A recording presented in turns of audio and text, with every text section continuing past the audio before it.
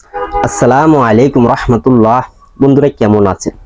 আশা করি আল্লাহর রহমতে অনেক ভালো এবং সুস্থ আছেন।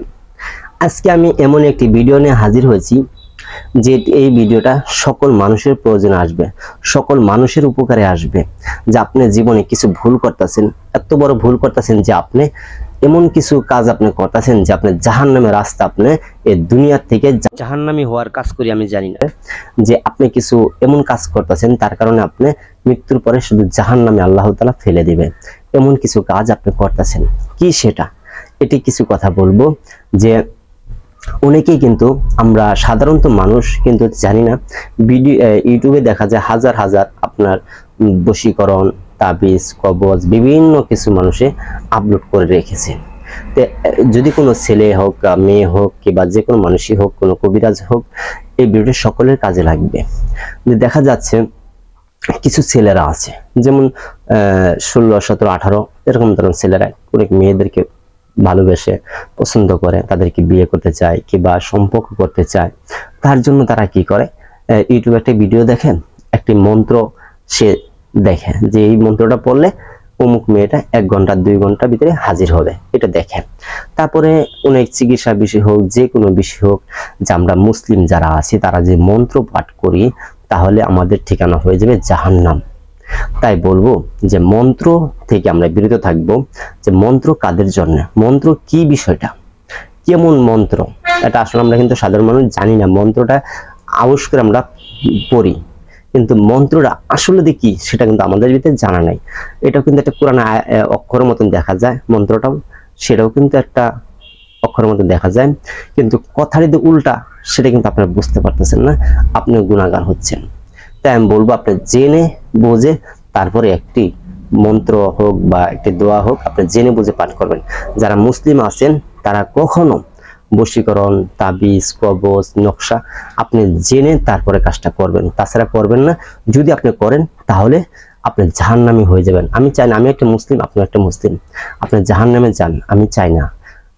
আমার ইচ্ছা যে সকল মানুষ যদি জান্নাতে যেতে পারতো মনে শান্তি লাগতো।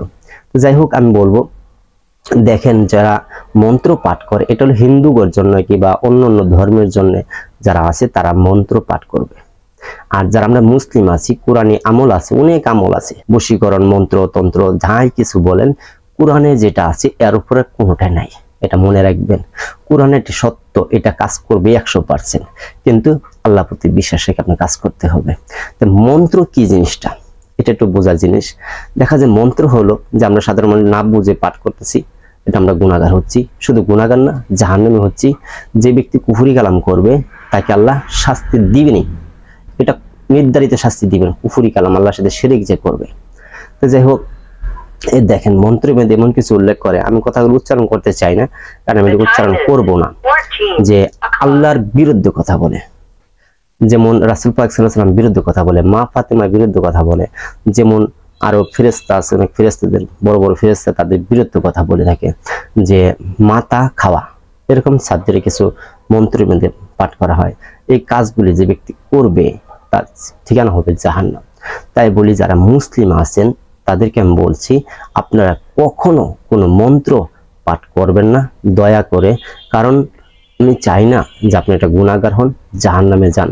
আমি বলি যে আপনি মেয়ে ভালোবাসেন, আপনি কোরআনে কোনো আমল করেন, কোনো রোগ বালাই হয়েছে কোরআন থেকে কোনো আমল করেন, কিংবা কোরআনে কোনো আপনি ব্যবহার করেন। কোরআনে বহুত নকশা আছে, আমল আছে, অনেক দোয়া আছে, এটি আপনি পাঠ করেন। কেন আপনি মন্ত্র পাঠ করে আপনি জাহান্নামের রাস্তাটা বেছে নেবেন দুনিয়া থেকে?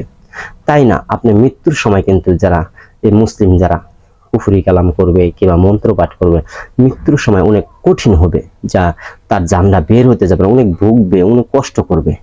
আর একটা ইমানদারের জান দেবেন এক দণ্ডের ভিতরে আপনি সে জান কবচ হয়ে যাবে। আর একটা কুফরি কালাম আল্লাহর বিরুদ্ধে কাজ করে গেলে তার মৃত্যুটা বড় কঠিন হয়ে যাবে। তাই বলবো কেউ আপনারা মুসলিম যারা আছেন কখনো মন্ত্র কিংবা কুফরি কালাম এটি করবেন না। আপনি ধৈর্য রাখেন, আল্লাহর প্রতি বিশ্বাস রাখেন, কোনো আমল করেন, কোরআনে একটা আমল করেন, ইনশাআল্লাহ আপনার কাজটা সমাধান হয়ে যাবে ইনশাআল্লাহ। তো যাই হোক বন্ধুরা, যদি ভিডিওটা ভালো লাগে লাইক করবেন, শেয়ার করবেন, এই ভিডিওটা আপনার বন্ধুর মাঝে শেয়ার করে দিবেন। সেও যদি কোনো ভুল করে থাকে ইনশাআল্লাহ সেও যেন উপকার পায় এই ভিডিও দ্বারা, আগেই সতর্ক হতে পারে, সাবধান হতে পারে। তো যাই হোক বন্ধুরা, সকলে ভালো থাকেন। আল্লাহ হাফেজ।